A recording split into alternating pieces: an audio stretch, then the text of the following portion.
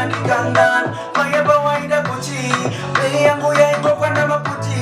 Ati mboske ukane manuchi. Iwa waiba wadiva tira puti. Wela, wakashaya patience. Pressure ndiyo yeka kutatsa kutikama. Kitu isise yao. Akuti usaenda ndaka kugama. Moyo wangu ndaka kupasa. Ukatia unabasa. Ukatoba unasa. Pressure ya jowa inifasa. Pressure my mana. I gotta chilipa. Pressure my mana. Mama manje. Mai vangu waigaro nipunza. Mwana kuchito kushunguruza. Ndikati mama memona kamuruza. Baba nuwese ndakangana muchusa. Life yake ya ingo meshuka. Aibo kudana na mdara shuka. Aiti hapana chavunda ununiuza. Chavundiuza. Basa. Hauna basa. Yes, father, iwewe. Mahura haya baba. Ona ikunigitira mdara. Muri kupisa, muri kuvira. Ladies and gentlemen, wagwan. Welcome to Sleep Media TV. My name is Sleep Nelikwan here on the OnTheVibeSeat podcast. Kozaza. Mukanduona boys ndawo yapana hapa. Ndakatogara one of the best creatives. Maizia. Especially muno mu hometown mangu muno mu Binsburg. Mangozi wangoma yanga ilipisha na Mr. Milan. Yeah man. Wagwan say. Badi mdara. Welcome baba podcast. Zvazara. Panozo zvazara ndozota zvazara. Mdara inini ndini munhu akutonyasofara cheshe. Mdara. Kuwezi ndikaona ndichikuhosta iwo mdara mabvuma. Kuya vamwe vanoti tuma podcast tochimberera. Mabvuma kuya panapa mdara ka. Tino ma podcast zvanapa hapa. Ameno kanzi tino ma podcast tochasese mdara. Ndotenda mdara kuti makwanisa wana time yenyu mdara. Yes sir. Mukati ari kachimbosvika pa Sleep Media mdara. Welcome mdara. Aiwa, thank you so much mdara. Ndinotonakirwa kuti matonditenderawo kuti mundiise pa platform yenyu mdara. Zvazara mdara. Zvazara izvozvo mdara. Tisati tamboenda kure mdara. Freestyle yanga ichipisa. Gumba ranga richidziya. Alright. Andike. But inini mvunzo wangu kutanga ndekuti memo akaita sei memo. Tisati tambopinda deep mdara. Akaita pressure. Memo ideshura. Pressure. Aja memo iriko. Dema chokwadi. Memo akaita pressure. Zidara kuti memo ndo chete risire chokwadi. Asi munhu ariko. Pati munhu ariko. Ere murizwe nyaya chira kanzopari zidara kuti memo. Aiwa anoziya kuti ndini. Ndini kuti zidara kandoriziya kuti ndirangu. Zidara kuti memo ndo ratakachinja. Tangweta actor film re true story takachinja mazita. Makakuchinja mazita. Ndo zvaiti. Hanzi ngatitichoda ngatisataure mazita. Yes, I am Mila ndinofara shamari, but I think kuna vanhu vari kuona ko vanototenga zvonzwisisa kuti mukomana uyu Nicki Milani ndiani chaichai. Nariya. Vanototenga kuziva kuti this artist anogona but amboe ani. Alright. Nicki Milani the artist ka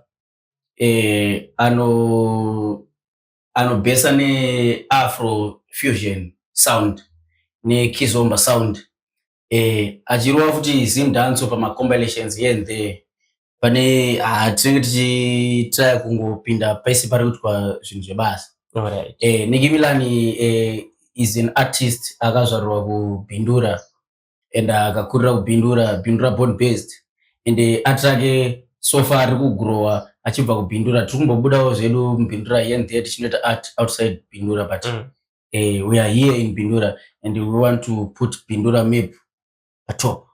Andofara mdara kandi chinzwa zvitaura zvinhu zvakadaro. Because unoti kuna mwana anotooneka muka image yekuti kuBindura kumaprazi zvekutodaro. Asi ndozoro kuti aiwa tine nyanzvi dziri kutobudisa masino era sana Nicki Milani. So mdara genuine music nini kuti muzozema kutanga kurova mangoma.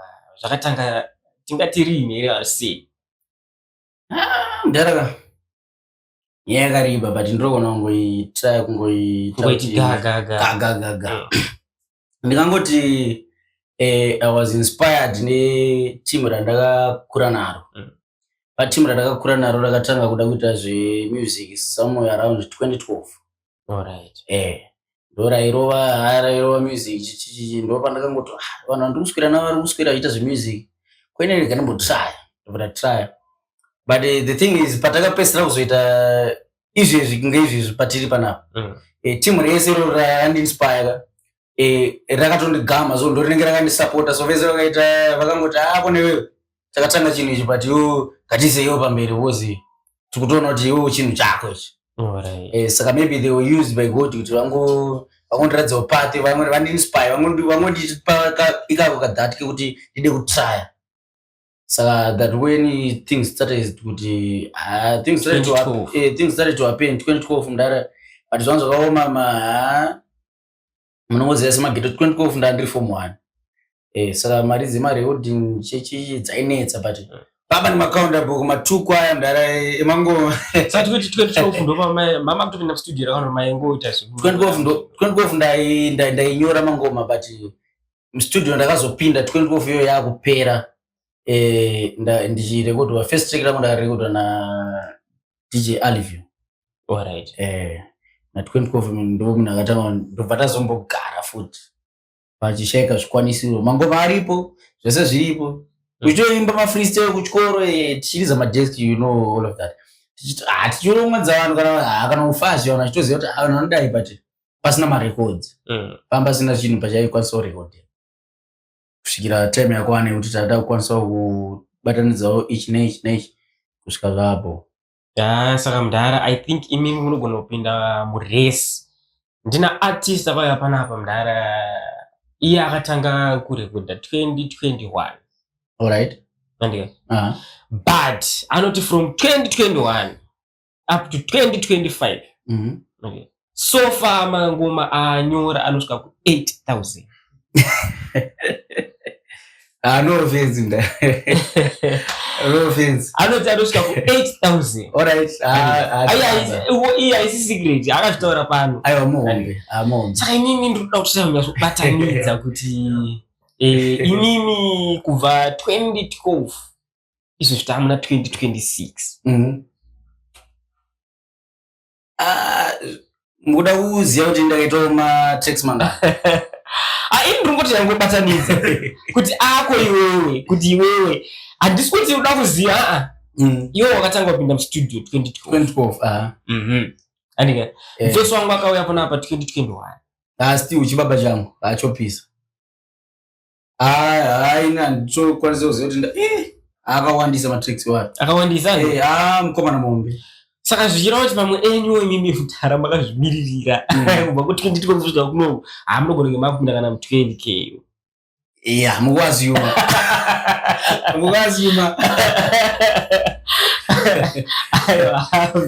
Akufara mdara. It's fine. So from 2012 to 2025 music journey yenyu mdara as an artist, as an upcoming artist mdara yange yakanyasomira sei?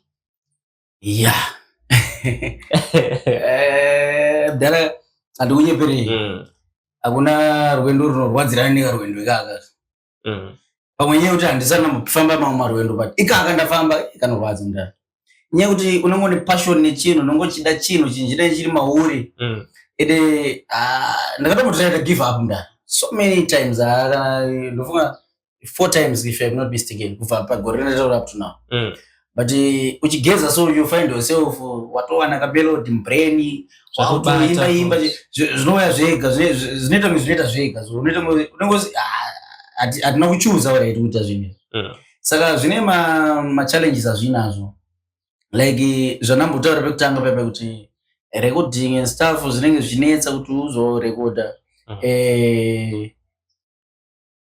zvakawanda machallenges anobatikira mari ende brand remusic roda kupushwa nemari zvakawanda zvinhu zvakawandisa mudara ndakada kutozvifunga akudhara mudara zvakawandisa zvinhu so but I'm glad kuti I'm still there because ndine vakawanda ndakatanga navo vakaita give up but I'm glad kuti panayemboda kutry kuti give up pacho. I always find myself in the same lane futhi.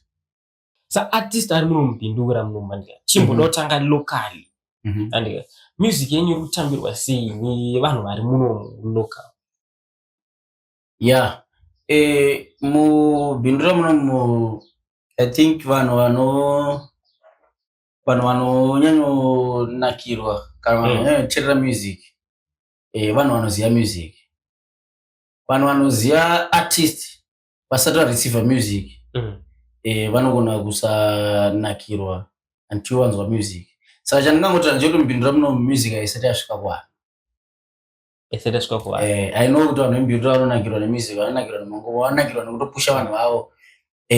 But nyaya iri kungoitika ndeyekuti marketing yekuti music yacho isvike kuvanhu. Music haisati yasvika kuvanhu, but I believe kuti vanhu vakaziva artist, vanhu vakaziva music, they will fall in love with Bindura artist. Saka inini muri kuti marketing yachina haisati yasvika kuvanhu ndara. Mune nzira dzamuri kuitawo here dzekuti mutsai kuimprove the marketing game renyu kuti music isvike kuvanhu? Yeah, we are trying. Tuishandisa ma social media platforms.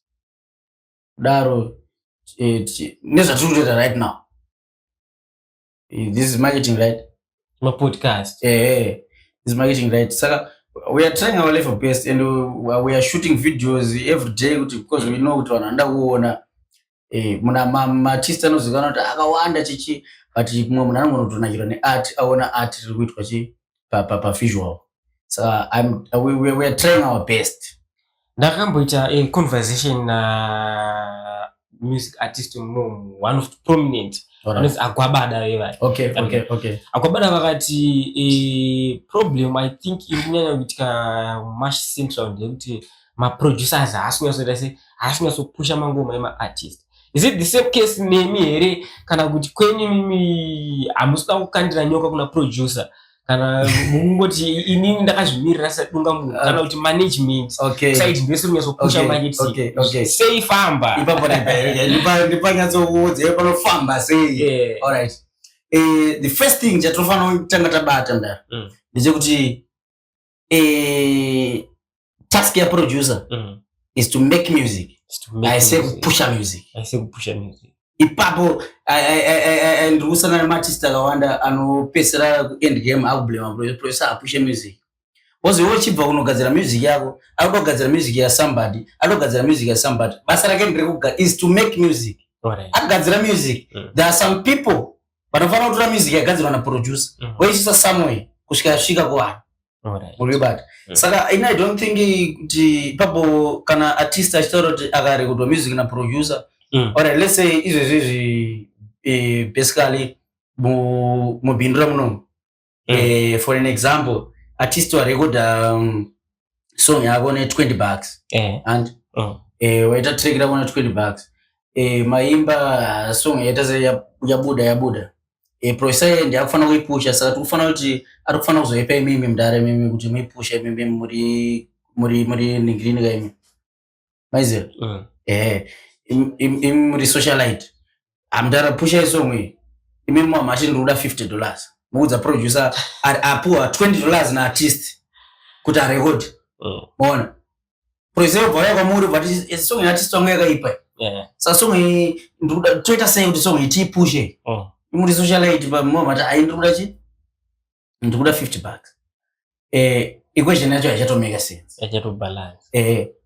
Producer apushe music, producer anomake music, vanhu vanopusha music variko. Artist akaita music yake ngaitsvaga imimi ega. My expenses yese ariko and artist is no expense. I don't think kuti inegwa inoenda because you never record like zvichemo zvanachitaura kuti kutoita record yekutonzona record obuditsa track panda mari because producer angashanda ashandire wewe. Saka panotoda kuti umupe mari, wamupa mari iye hachafanira kushandisa mari yako kupusha futi iwewe. Saka it doesn't make sense kuti artist ati producer asi kundipusha akupushe because azvimake sense kuti akupushe.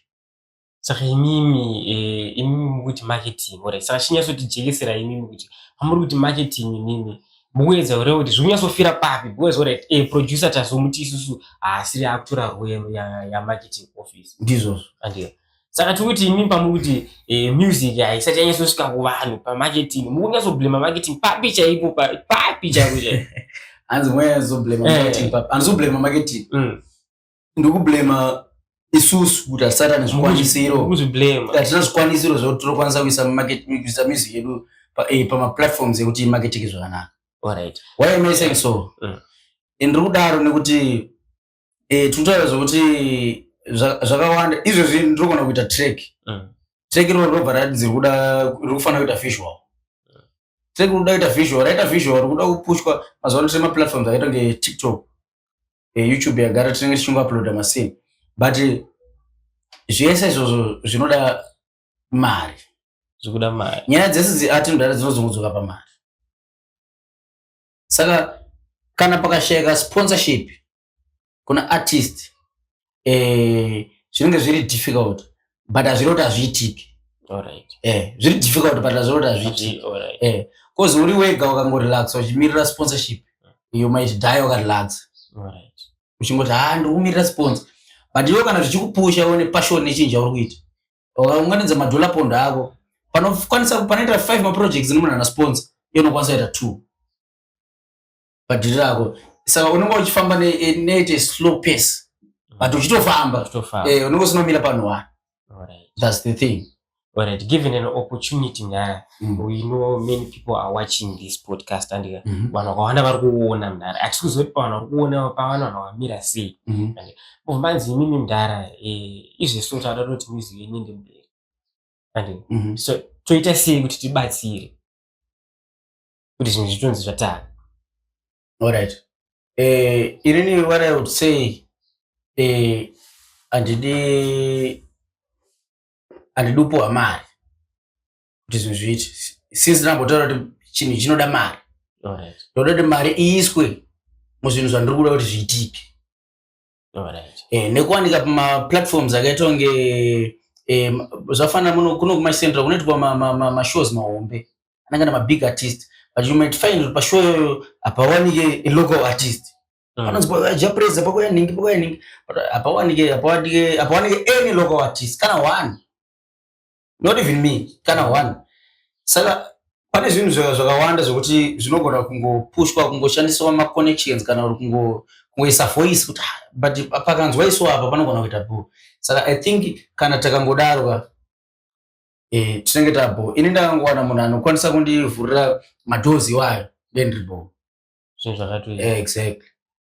Varuzvinzwa mudhara ndichitange ndikamukuti sekumashure. Okay. As I was scrolling social media ndasangana nerimwe video mudhara. Okay. Rema screenshots. Video ra Queen baba. Queen. Which Queen dara? Queen baba. Queen Nadia. Yo.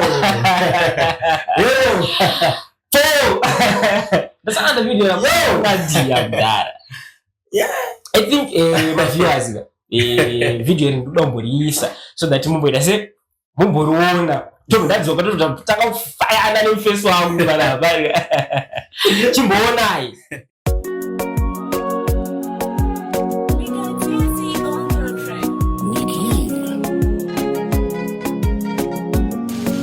Namuka kuseni ndapata runare ndapinda social media ndapanda ona Queen Nadia mama makazia ine ninaposa na tofenta moko mudenga na sarenta amune kandalino penya saka ndati nakupenda kumushande kupi mure wakamutoko nezile tande ndakananga ikoko deni shomiana antina na koko komondi section kuti ni koko ini ndache mama nikaya temba mama munogara kupi mama yuwe na maiwe ndache mama jademba mama yo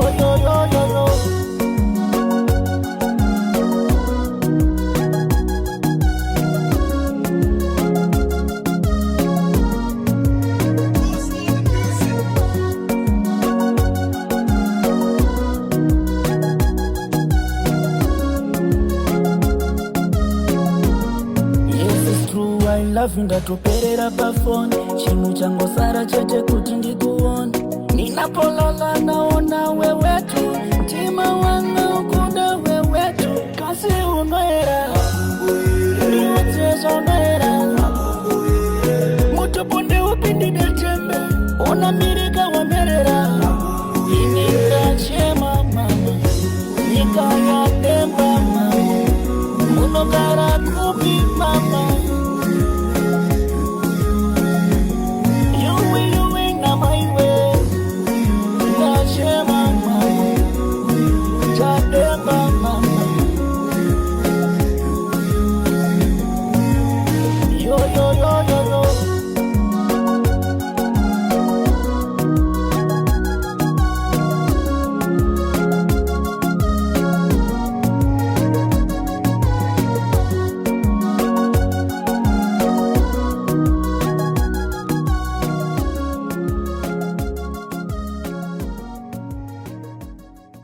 Ya, Mdara video la Queen Mdara.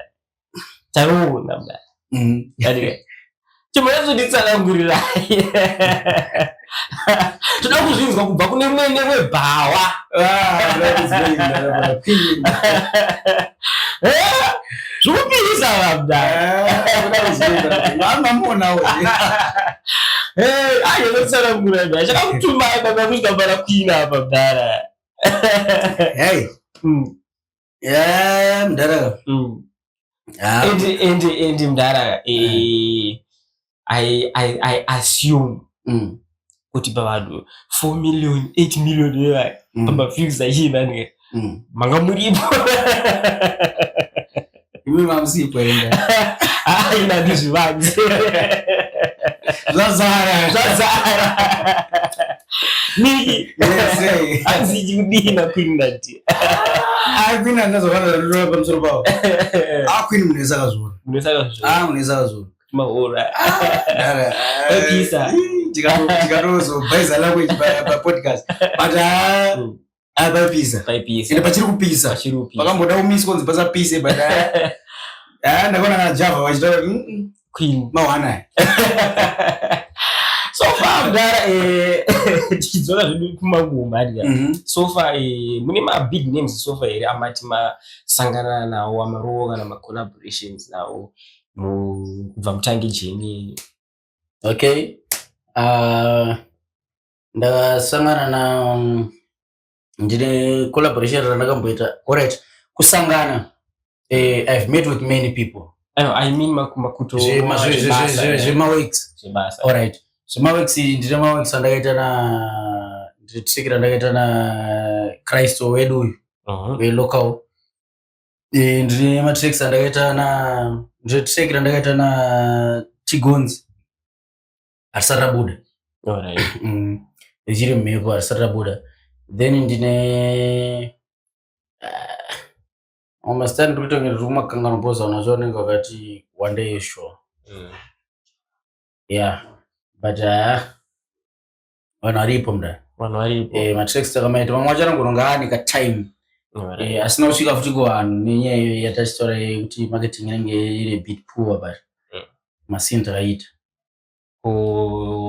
tichibvisa Kristo locally ndakambobvunza mumwe munhu akanditi locally muno Mdara amuna ma artist yeah you are very right akanditi locally hatina ma artist amusimuna kutanga kuzvinzwa nda time ndichizvinzwa wese wakaenda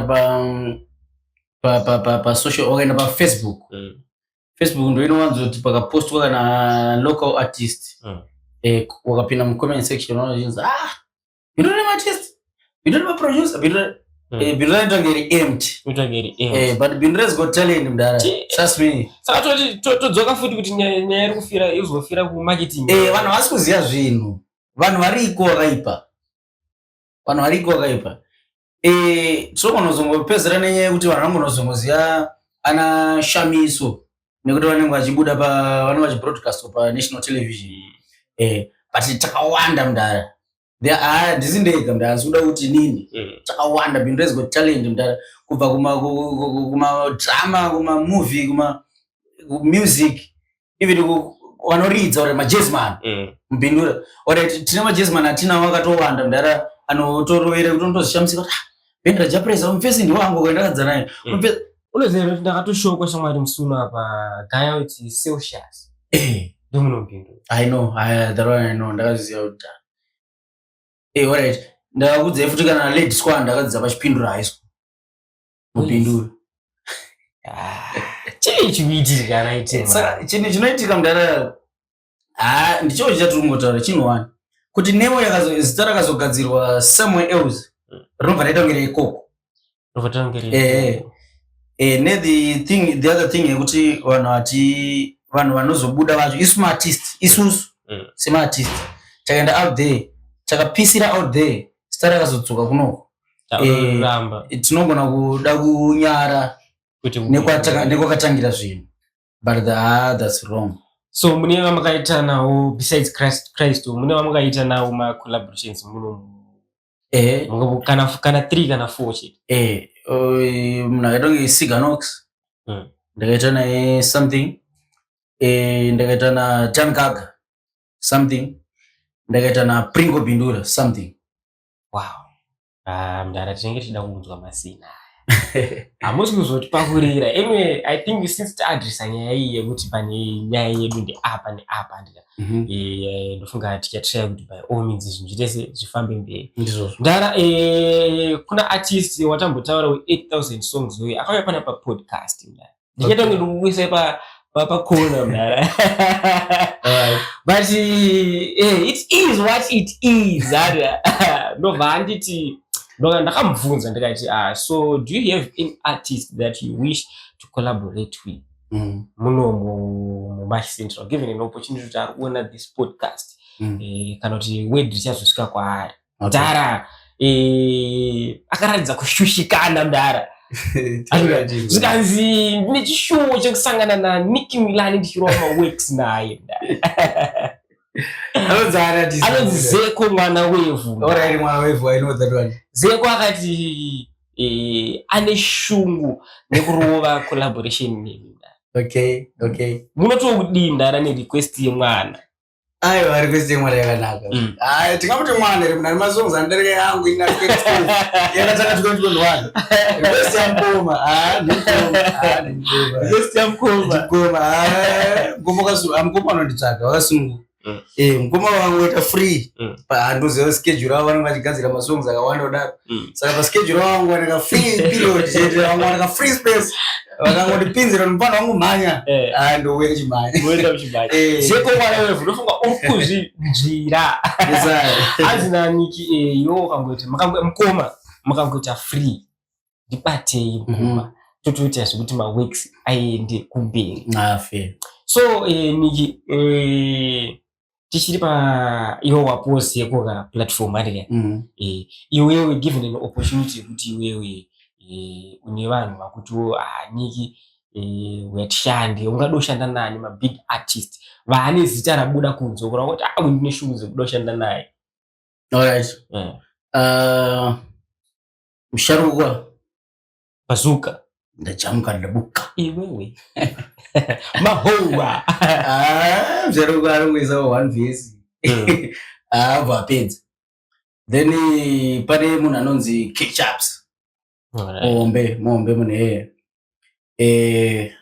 vanhu vakaita I don't think kuti pamabvunza question to exclude wikidina Jabresa apa ozi hapana andifunga kuti pane asingade kuita nawo ngativaisei pasaidi apa vakomana womba tati Ketchups munhu andane pressure naye futi ndi Tigons but takaita project zacho hatisati rabuda zvaro kuti nyemirei ndari aiyo sini riri kuda kubuda nevisual mudare ndo zviri kuita ngezvinoona zasina koma vanenge vari busy futi isusu tine futi tumwe tunhu tiri kuita but sini riri kuitika nditori pakati rinopera netime tichinzwa nzare rakabikwa kumana sini rinopera netime pakurei katidyi very soon sini rinobuda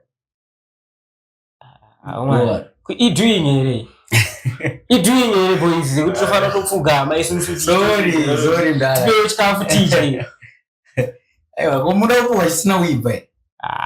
Unoita mumbo kama yatori takapuwa zvinhu zvokuti manyisa running stomach. Ewo kwacho itai mubige muti pangure tije. Yes sir. So tine ma projects here atiri kutarisira kuti ari kushandwa zvamanje manje.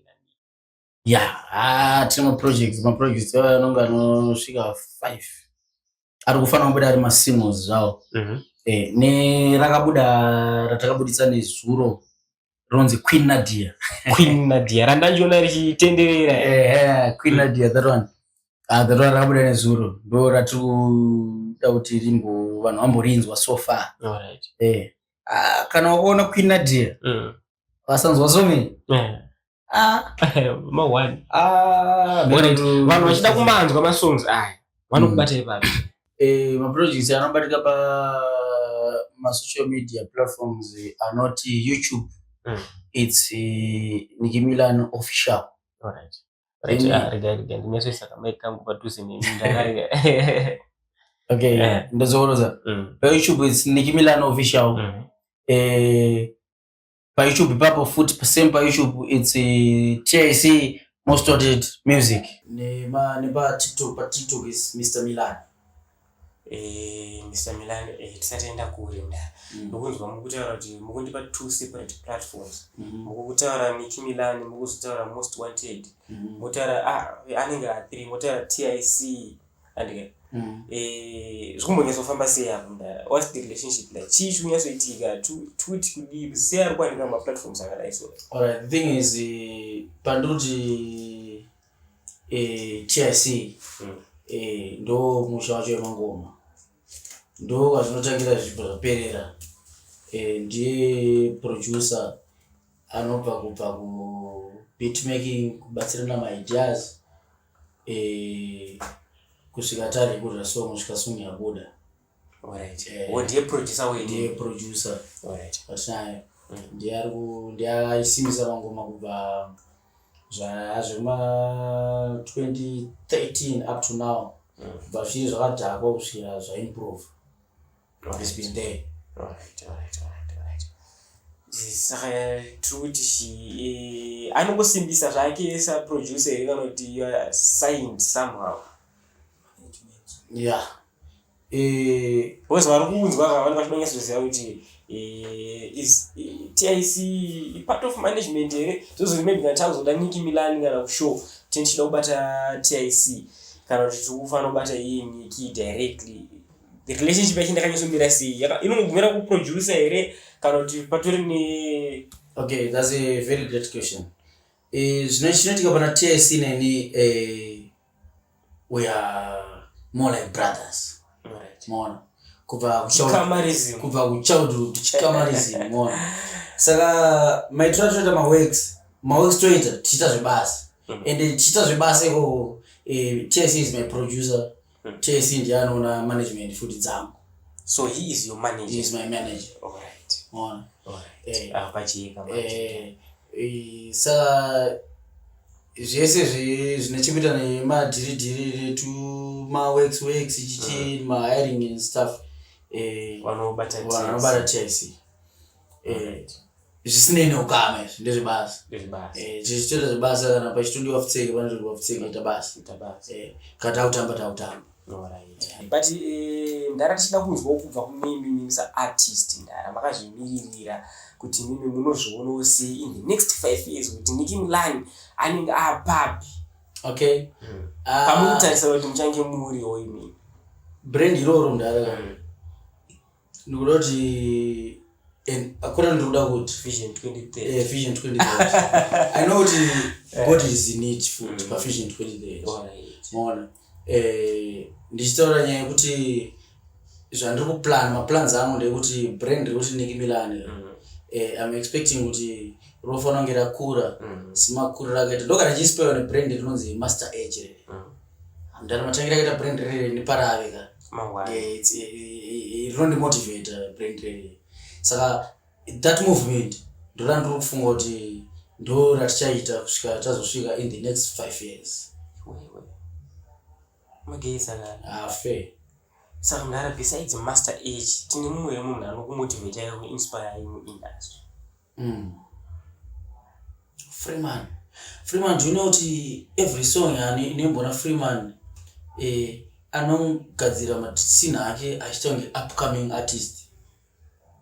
Magadzira kuti scene munhu ari kutanga nemagadzira anongoita ato mazviri. Relax pazvinhu ndara. Alright. Relax pazvinhu. I'm saying this because akasvitaura pane imwe interview yaakaita achitaura kuti abvunza the same question, why uchigara kuti every year unongochitongotaurira chiri pakayafana wanyowani sei iwe unongori mupicture. Akataura zvakandipusha futi hazvishuwa mufeso is hard work mufeso anzi Freeman. Anoshanda zvekudaro ende anoramba achingoshanda kunge munhu asati kunge munhu asina munhu anomuziva. Saka ingoisa extra effort pese paanoita china relax. Zvakakosha. Ndofara mdara. Kune vari kuona mune mashoko here amungadi kuvasira veBindura nenation at large. Okay. From Nicki Milan. Alright, inini chatudongotaura kumhuri yeZimbabwe. Kuna vanondiziva nevasati vakundiziva nevachazondiziva. Nicki Milan imboitewo kana ka 10 minutes kekusembla matracks ake, kekusembla zvaanoita. I know and I trust kuti munogona kunakirwa neTV. And pane vamwe vanhu vakabvira kusupporta tiri kubva rechitanga up to date. I'd like to shout out to TIC Most Wanted Music, my producer, my manager. I'd like to shout out to Orinho, La Rochima office, one manager. And I'd like to shout out to Mapanga, Ice Ninja. Nema fans mdara. And I appreciate because pana vamwe vanhu power patenda kuti tinononeta so kuti give up. Munhu anobva budikira kuti kopana zvinyowani sazvo zvakupusha ndiri munhu anotomirira chinja ndendaita. Saka unobva ita power futi uramba uchita zvinhu. Shout out to you all and I big shout out to you Sleek Media TV. Takwana pamamonya pa. Zimonya. Lotenda Mr. Milan mdara matipa opportunity kuti tikwanise kutaura nemi mdara. Vakawanda mdara kunzwa vanhu vachitigadzira kuti tiende kuma podcast zvichindirira. But we entertain me kuya mu podcast mdara. Tinongoti aiwa Mwari ngavasimbise maworks mdara. Amen. Titostaura kuti mukuvaona avo David wow, what is that? But anyway, ladies and gentlemen, this was Sleek Media TV on the Vibe Seat. My name is Sleek Nelkwan. Tiripanova Sleek Media TV. Kana wongo sati wa subscriber. Sakanga no by subscriber hapo andika click that notification icon pamsora hapo so that whenever I drop a new video, kana tufarama on the Vibe Seat podcast, you'll be the first one to be notified. Hapana ko Zazara, but as of now, we are signing out. Zazara.